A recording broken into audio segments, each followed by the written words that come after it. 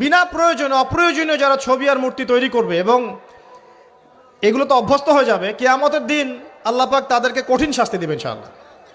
আল্লাহ পাক বলবেন যে তুমি যা সৃষ্টি করেছিলে এর মধ্যে এখন প্রাণ সঞ্চার করো, মানে একে রূহ দাও, প্রাণ সঞ্চার করো। ব্যক্তি পারবে না, তখন তাকে এই কারণে আযাব দেওয়া হবে। আমরা কি এটা চাই?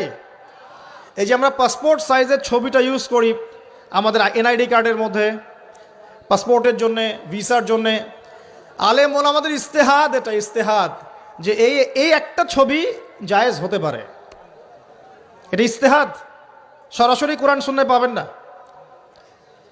কারণ ইসলামিক কালচারের সাথে এমন বিষয় ছিল না। 1250-এর বেশি বছর এই উম্মাহ শাসন করেছে বিশ্বটাকে, রাসূল সাল্লাল্লাহু আলাইহি সাল্লামের যুগ থেকে শুরু করে।